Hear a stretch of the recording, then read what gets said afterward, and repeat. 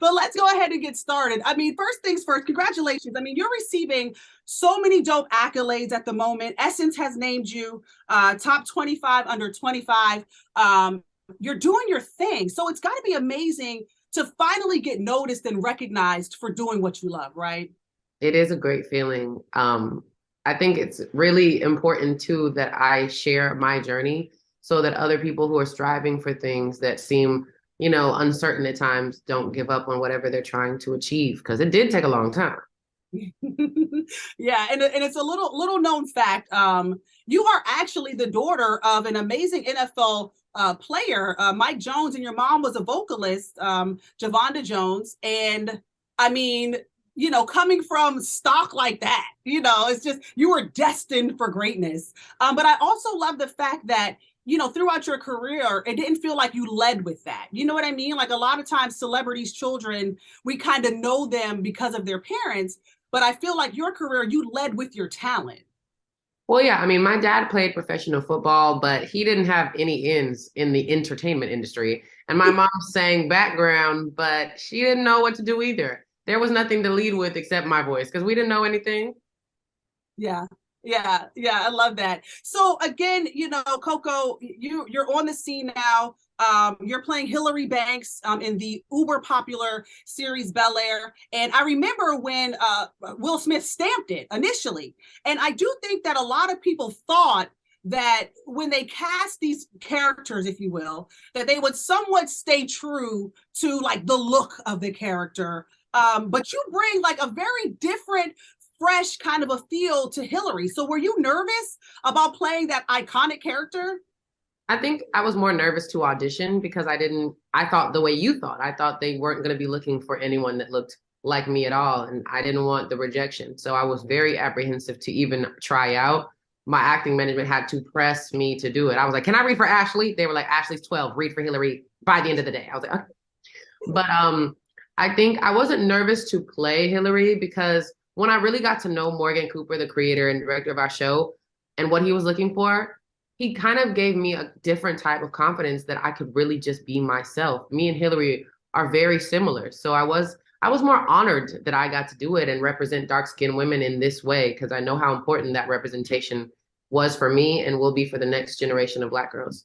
Yeah, and you segued perfectly into my next question. I know within my industry, I deal with ageism, because they want like the younger kind of girl, if you will. And I know that within the music industry as well as the film industry, you deal with ageism, colorism, sexism, so many isms that, so many hurdles that you have to jump over, if you will, to become successful. So within the music industry, do you find that colorism is still very much prevalent?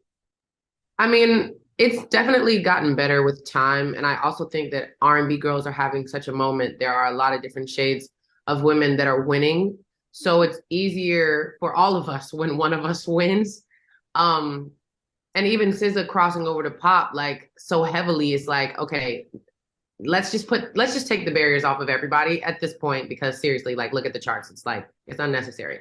I definitely think it's gotten better with time. I think if anything, it's really just about being authentic and being tenacious and forcing people to hear you because you're not going nowhere. And then the right audience will come to you. But with anything, that's how I feel like it is. But yeah, colorism is still a thing. It's definitely gotten better. I feel like it's more prevalent in TV and film than it really is in music, but it's still in both. Yeah. Yeah.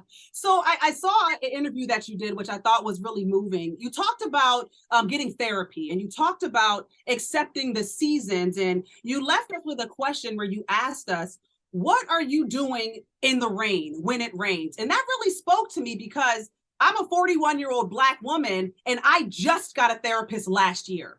I felt like I was in a space where, oh, I can self-heal. I can do this myself. And I never really latched on or thought that anyone could understand me. So talk about, getting therapy and why it's so important for you.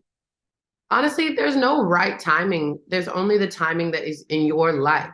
I don't think there's a certain age where anything has to be done because who created that and who are they to me? My mom just got her therapist too. And I was the first one in my family around the pandemic. So now everybody's like, Courtney's getting better and different and growing. Let's see what she's talking about. So there's no right timing. I think for me, I wanted an outside opinion on myself. I feel like my family and me, we're biased, you know? And I wanted somebody who was a third party, who had nothing to gain from anything, to just talk to me and to teach me what I didn't know. I hate when I don't know things. I want to know everything. So Yeah. I think for me, it was really just about wanting to grow and wanting to develop a deeper character and a deeper level of emotional maturity, and to hear those hard truths that maybe my loved ones wouldn't want to tell me, like, girl, you have an attitude problem, like really deep, like, or you can hold a grudge. Like, these are things that I just wanted to know. I wanted to be a better version of myself for my family, for my one day kids, for my one day husband, I don't know, whoever, for my fan base. I feel like when I'm at a platform like this, it's really important for me to be doing that work, because so many people are watching me, and maybe I can help somebody by the help that I have for myself. Yeah, yeah. And I gotta thank you, girl. I see you. Oh, let me just have a quick moment, because that it's very rare when a song like touches me. And you know, my PD will tell you, girl, I sent him that song every week, like, we got play this. I mean, so I just want to thank you on behalf of myself, and I'm sure other people, for releasing such a vulnerable soundtrack that is touching so many people's lives, fresh off the What I Didn't Tell You EP. Congratulations, it debuted #1 on Apple Music. Where were you mentally when you wrote I See You? Because, girl, it's out of this world. Thank you. You are so funny. Thank you for playing my song so much. Thank you to your PD as well. I appreciate every spin. I honestly was in a different mindset. I was expecting to make like an upbeat, fun song, and I was working with Camper, the producer, and he played me that track, and I wanted to skip over it so bad because I know what it would require of me. I knew I would have to be vulnerable. I knew I wasn't going to make an upbeat, high tempo, full choreo song. I was going to make something that I had to bare my soul, and I was very apprehensive to do it. I didn't I didn't want to be labeled that girl either. So I was like, what if I do this and that's all my label wants for me? That's all that anyone wants from me. Cause I knew it was going to be good, because I don't do anything half-assed, you know?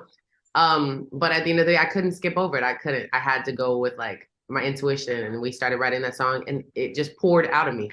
Yeah. Well, thank God it poured out of you, sis, because, girl, every day I listen to that. Now, before I let you go, I like to play a little game called This or That. It's fun. You can tell me which one you like. Ready? Yeah. All right, here we go. The pool or the beach? The pool, the Really? sandy. Really? I'm such a beach girl. Okay, I can dig that. All right. Let's see. Netflix and chill, or a night out on the town? Oh, it depends on how busy my work week was. But if it's a normal work week, night out on the town, let's be outside. Okay, outside, outside. Okay. Pancakes or waffles? Pancakes and some bacon. Okay. I'm okay now. Let's see. NSYNC or Backstreet Boys? I'm gonna say in sync. Okay, same. 112 or Jagged Edge? Ooh, I'm gonna. Mm, Ooh, ah. no, that's hard. Don't do me. Skip. Skip. Well, look, that was the last one. Thank you so much for hanging out with me here at WHUR. And girl, please keep making amazing music, keep doing your thing, and just keep putting on. You are doing it, girl. We're paying attention, and we truly love what you're doing. So thank you. Thank you so much. Thanks for having me. Thanks for supporting my song. Absolutely. Bye-bye. Yeah.